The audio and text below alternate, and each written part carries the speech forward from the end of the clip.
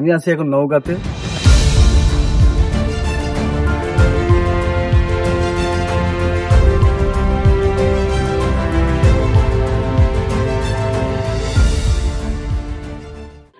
মানুষ মানুষ Hey guys, I am Tashik Khan and back to again with the new vlog.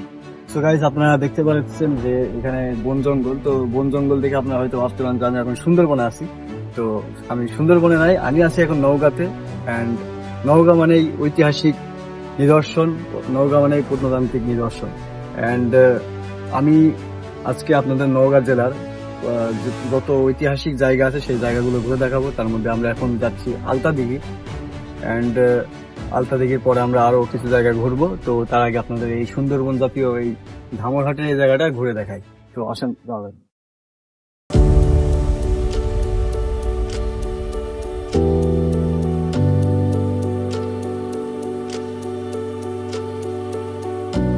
তো আমরা গতকাল নওগাঁতে আসছি অ্যান্ড আমার সাথে আছেন শুভাশিস।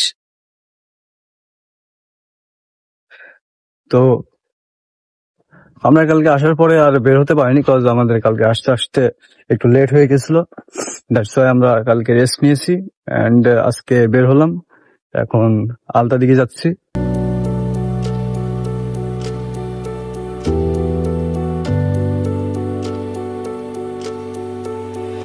ওকে সো গাইস, আমি এখন চলে আসছি আলতাদিঘি অ্যান্ড আমরা এখন আসছি দিঘির পাড়ে। এই যে আমার পিছনে দেখতে পাচ্ছেন আলতাদিঘি। তো দিঘিতে এখন আপাতত পানি নাই, যেহেতু শীতের মৌসুম চলে আসছে। অ্যান্ড গাইস, এই নওগাঁতে কিন্তু প্রচন্ড ঠান্ডা পড়ে গেছে। কালকে রাত্রে অনেক ঠান্ডা লাগছে। অ্যান্ড এই যে দেখতে পাচ্ছেন পিছনের দিকে এখানে দোকান পাশারি এইসব আছে। অ্যান্ড ওই দিক পেনা টাওয়ার আছে, ওই যে ওইদিকে এদিকে। সো আমরা এখন এই জায়গা চারিপাশটা একটু ঘুরবো ফিরবো আর আপনাদের দেখাবো। সো লেটস সি, দেখা যাক।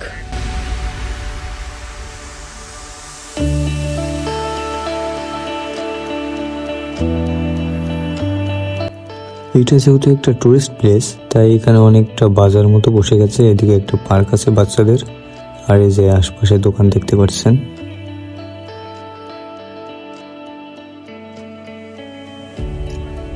তো আমরা এখন উঠছি টাওয়ারের উপরে। এখান থেকে আলতাদিঘির পুরো ভিউ দেখা যায়, দেখতে পাচ্ছেন। ওকে স্যার গাইস, আমি এখন আছি আলতাদিঘির টাওয়ারের উপরে। কারণ আমার এই যে এই পাশে দিঘি অ্যান্ড এদিকে জঙ্গল মতো, অনেকটা সুন্দরবনের মতো ফিল পাওয়া যাচ্ছে। আশপাশের জায়গাটা আপনাদের দেখাই।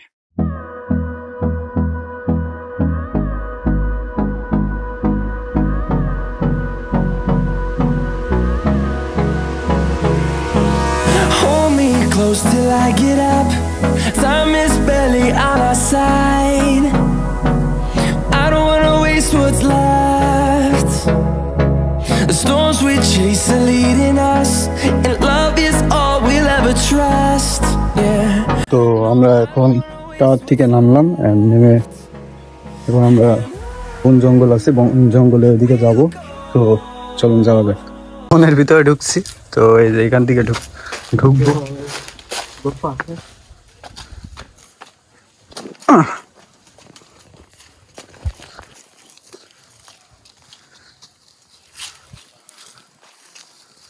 তো পুরা এখানে বন জঙ্গলে ঘেরা। হ্যাঁ,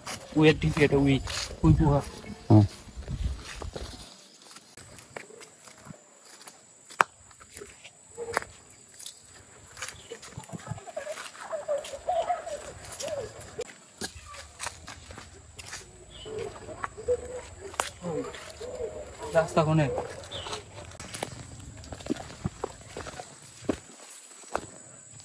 থাক, ওইদিকে যেতে হবে না। তো এইদিকে অনেক গভীর, উপর থেকে তো দেখতেই পারলেন যে অনেক গভীর। তো আমরা গভীরে যাচ্ছি না, সাপে টাপের কামড় খাইতেও যাচ্ছি না। তো চলেন এখান থেকে এখন বেড়ানো যাই। ঘোরাঘুরি করার পরে আমাদের ক্ষুধা লেগে গেল অ্যান্ড আমরা এখন দুপুরে লাঞ্চ করছি। নাস্তা করার জন্য নিয়ে নিয়েছি পুরি আর সিঙ্গারা, সাথে সস নাকি এটা ডাল কিছু বুঝছি না। তো আমরা এখন খাওয়া দাওয়া করে নিই, দেন আমরা এখান থেকে বের হবো, বের হয়ে তারপর আমরা রাজবাড়ি যাবো, দেন রাজবাড়ি গিয়ে আপনার সাথে দেখা হচ্ছে।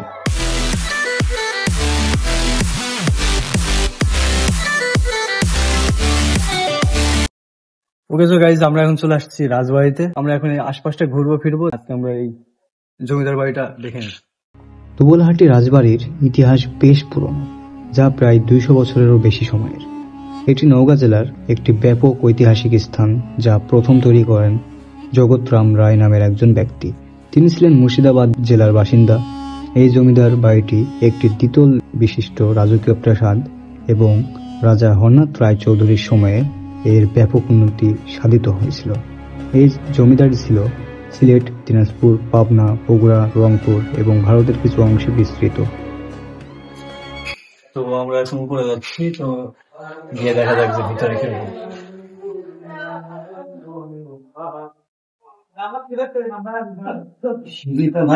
পাহাড়ে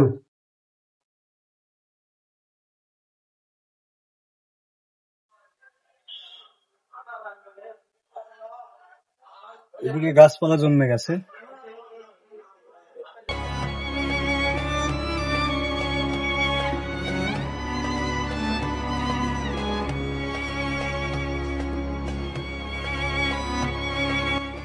এই জায়গাটাতে সম্ভবত সেই সময় তারা ধন সম্পদ লুকিয়ে রাখত এবং এটা একটা হাওয়া ঘর ছিল যেখানে রানী চুল টুল শুকাতো।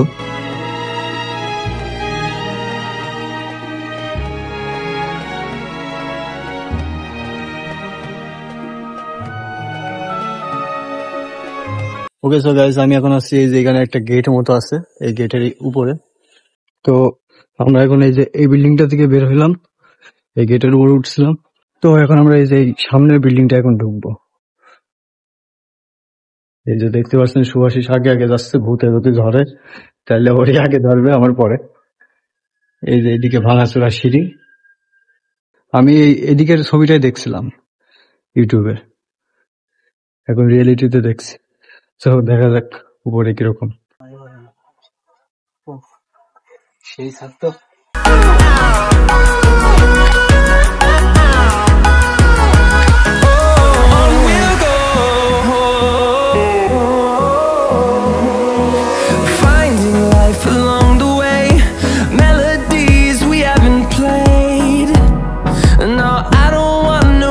এখন সন্ধ্যা হয়ে গেছে, দ্যাটস আমরা আলট্রা ওয়াইডেও ভিডিও করতে পারছি না। এদিকে যেখানে যাচ্ছি সেখানে ঝোপঝাড়, এই যে আমরা এদিকে যাচ্ছি সামনে। সো এখন এখান থেকে বিদায় নেওয়া যাক। এখন আমরা আবার সুভাষিসের বাসার দিকে রওনা দেবো, দেন কালকে সকালে আমরা আবার বের হবো, তখন আপনার সাথে দেখা হবে। তো যারা যারা ভিডিওটা দেখছেন এখনো চ্যানেলটা এখনো সাবস্ক্রাইব করেননি, তা দ্রুত চ্যানেলটাকে সাবস্ক্রাইব করে নিন এন্ড দ্রুত করে দিন গাইস, দ্রুত দ্রুত। ঠিক আছে, আপনার সাথে কালকে সকালে দেখা হচ্ছে। So bye. Okay so guys, good morning and আমরা এখন আছি কাউতলিতে। এখন আমরা আছি পাহাড়পুরের দিকে গিয়ে ওখানকার জায়গাগুলো আপনার দেখাবো। এন্ড নওগাঁ তো মূলত পাহাড়পুরের জন্যই বেশি বিখ্যাত। তো আমরা মেইন পয়েন্টে এখন যাচ্ছি, সো গিয়ে আপনার সাথে দেখা হচ্ছে। ওকে সো গাইস, আমরা ফাইনালি চলে আসছি পাহাড়পুর বৌদ্ধ বিহারে। আমার অনেক দিন থেকে ইচ্ছা ছিল, যখন আমি ছোট ছিলাম বইতে যখন পড়েছিলাম আমি সমাজে, ইচ্ছা ছিল যাই হোক এখানে আসবো দেখবো। সো তারপরে ইচ্ছা ছিল যেটা আমার সুভাষিসের মাধ্যমে। সো গাইস চলেন এখন এখানকার ইতিহাস সম্পর্কে একটু সংক্ষেপে জেনে নেওয়া যাক। পাহাড়পুর বৌদ্ধ বিহার বা সোমপুর মহাবিহার পাল বংশের দ্বিতীয় রাজা ধর্মপাল কর্তৃক 8ম শতকের শেষের দিকে 9ম শতকে নির্মিত হয়েছিল। এটি 3000 বছর ধরে একটি বিখ্যাত বৌদ্ধ শিক্ষা কেন্দ্র ছিল এবং 1879 সালে স্যার আলেকজান্ডার কানিংহাম এটি আবিষ্কার করেন। ইউনেস্কোর মতে এটি দক্ষিণ এশিয়ার দ্বিতীয় বৃহত্তম বৌদ্ধ বিহার এবং এর আয়তন নালন্দা মহাবিহারের সাথে তুলনীয়। কেন্দ্রে একটি বিশাল মন্দির রয়েছে যার দৈর্ঘ্য 400 ফুট এবং প্রস্থ 350 ফুট এবং তার উচ্চতা প্রায় 70 ফুট। সোমপুর বিহারের ভিক্ষুকরা নালন্দা, বুদ্ধগয়া প্রভৃতি ভারতীয় তীর্থস্থানে ধন রত্ন দান করতেন, যা বিভিন্ন লিপিতে উল্লেখ আছে। মন্দিরের বাইরে দেয়ালে বুদ্ধ ও হিন্দু দেবদেবীর মূর্তি এবং পোড়ামাটির ফলক দেখা যায়। এটা মনে হচ্ছে সাপের মতোই লাগছে এটা। ওইদিকে মনে হয় একটা কি বলে বগ টাইপের একটা রয়েছে, এইদিকেও সেম ওইটা। দাদু এটা কি বলে? তো গাইস, এই যে এখানে দেখতে পাচ্ছেন বিভিন্ন রকম সতর্ক বার্তা রয়েছে। এখানে উপরে ওঠা নিষেধ, তো আমাদেরও নিষেধ করেছে বেশ কয়েকবার, কিন্তু আমরা তো নিষেধ শুনবো না। আমরা সুযোগ পাইলে ঢুকে পড়বো। আমরা ভিতরে গিয়ে দেখাচ্ছি। গাইস, আমরা ওই যে ভিতরে তো এখন উঠতে পারলাম না, যদি সুযোগ পাই তাহলে অবশ্যই উঠবো। তো আমরা এই যে জায়গাটা দেখতে আসলাম, এখানে এই যে দেখছি এখানে গুহা মতো আছে। তো এটা এখনো শক্ত আছে, দেখতে পাচ্ছি মরিচা পড়ে গেছে, তারপরেও শক্ত আছে এখনো হার্ড। আর এই যে ওই উপরে তো ওখানে উঠতে দিল না, তো এই যে এই পাহাড়গুলো দিয়ে রাখছে সান্ত্বনা দেওয়ার জন্য, যে আপনারা এই পাহাড়ে উঠবেন, ওখানে ওঠা যাবে না, নিষেধ। উপরে উঠে দেখা যাক কিরকম কি। আর দেখতে পাচ্ছেন এখানে প্রচুর পর্যটক হয়ে গেছে এখন। আমরা যখন আসলাম অনেক কম ছিল, এখন বেশি হয়ে গেছে।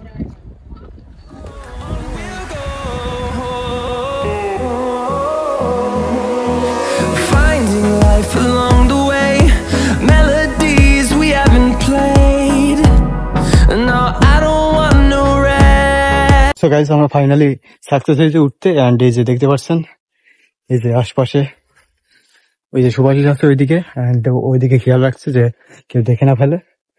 তো এই যে এই উপরে ওঠা একটু রিস্ক হয়ে যাবে, তারপর আমি চেষ্টা করে দেখি। এই যে আপনারা দেখতে পাচ্ছেন আশেপাশে ভিউ, তো দেখি উপরে ওঠা যায় কিনা। উপরে উঠে গেলে আপনার দেখাচ্ছি।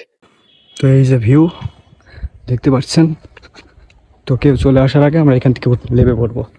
এই যে ওয়াও, জোস একটা ভিউ।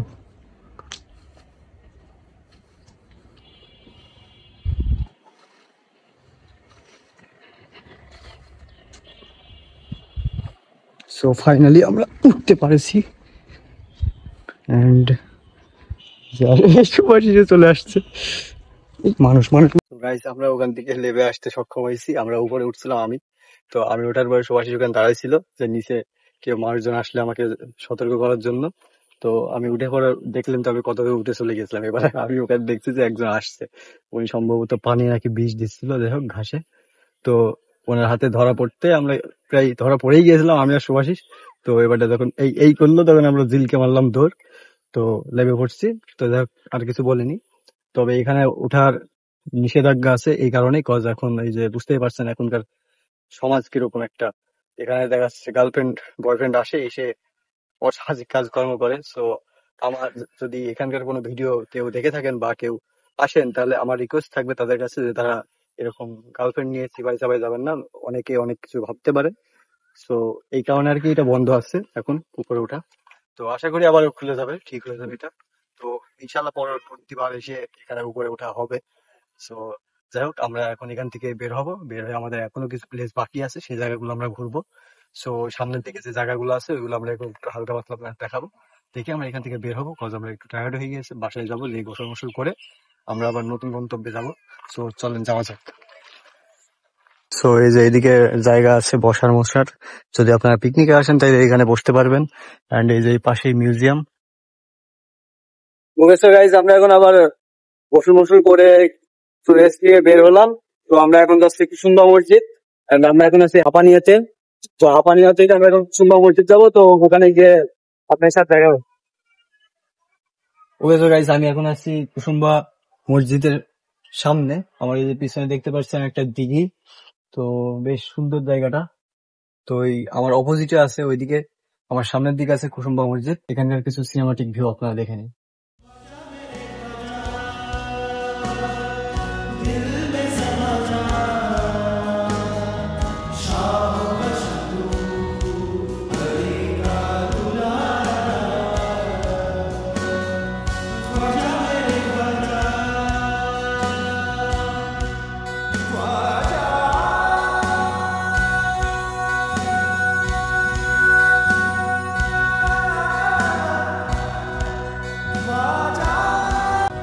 মসজিদের প্রবেশদ্বারে বসানো ফলকে মসজিদের নির্মাণকাল লেখা রয়েছে। হিজরি 966 সাল 1558 হতে 1569 খ্রিস্টাব্দ। আফগানি শাসন আমলে সুরবংশের শেষের দিকের শাসক গিয়াসউদ্দিন বাহাদুর শাহের আমলে সুলাইমান নামে একজন এই মসজিদটি নির্মাণ করেছিলেন। 1897 সালের ভূমিকম্পে মসজিদটির 3টি গম্বুজ নষ্ট হয়েছিল। পরে সেগুলো প্রত্নতত্ত্ব অধিদপ্তর সংস্কার করেন। আমরা এখন চলে এসেছি হাসাইঘাটি বিলে এবং এটি যে রাস্তায় রাজবাড়িটি সেই রাস্তায় দিয়ে এদিকে আসতে হয়। তো আমরা এখন এখানে গিয়ে নৌকায় উঠবো অ্যান্ড সন্ধ্যার ভিউ আপনাদের সাথে শেয়ার করব। তো আমরা এখন নৌকায় উঠছি অ্যান্ড নৌকা ভাড়া দূরত্ব অনুযায়ী আর কি নির্ভর করে। আমরা 100 টাকার একটা রাইড নিচ্ছি, তো আপনারা দাম ঠিকঠাক করে তারপরে নৌকায় উঠবেন। তো গাইজ আমরা এখন আছি হাসাইঘাটি বিলে অ্যান্ড আমরা এই যে নৌকাতে এই পিছনে ওইদিকে যাচ্ছি। আমাদের আসতে অনেকটা লেট হয়ে গেল, কারণ আমাদের ওই দিক থেকে আসার কথা ছিল, তো ওই রাস্তায় আমরা একটু মিস্টেক করে ফেলেছি। আর আমাদের যা রঘুনাথ মন্দির যাওয়ার কথা ছিল, তো সেখানেও যাওয়া হলো না, ওইটাও মিস হয়ে গেছে। আর সময়ের বড় অভাব, সময়ের কারণে আর কি হয়ে উঠলো না। কেউ দূর আকাশে জোছনা মাখে, কেউ জোনাকির আলোয় গল্প লেখে, কেউ ধূসর রঙে। গাইজ আমাদের মহগা ট্যুর অলমোস্ট শেষ এন্ড আমরা এখন হাসাইঘাটি থেকে বিদায় নিচ্ছি। আর সুভাষিসের দিকে নৌকা আমার সাথে পাঠিয়ে নিয়েছে গার্লফ্রেন্ড নিয়ে আসার জন্য। গার্লফ্রেন্ড নিয়ে আসার একটা লাইন ধরে ফেলেছে। তো যাই হোক, প্রচন্ড ঠান্ডা লাগছে এখন। তো আমরা এখন যাচ্ছি, গিয়ে কালকে সকালে বের হয়ে কালকে সকালে দেখা হবে আপনার সাথে। তো গাইস আমরা এখন চলে আসছি কালীতলাতে। এখানে নওগাঁর বিখ্যাত প্যারা সন্দেশ পাওয়া যায়। এই যে পাশে একটা মন্দির, মন্দিরের এই অপোজিটে একটা আছে দোকান, আর এই যে এই পাশে একটা দোকান রয়েছে। ওকে সো গাইস, আমি ফাইনালি বাসায় চলে আসছি। প্যারা সন্দেশ যেটা, ওটা আনতে গিয়ে আমাদের একটু লেট হয়ে গেছিল অ্যান্ড আমরা ট্রেন প্রায় মিসই করে ফেলছিলাম আমি। তো কোনোভাবে ট্রেনটা আমি উঠে চলে আসছি। এটা খেতে কিরকম একটু আপনার সাথে শেয়ার করি।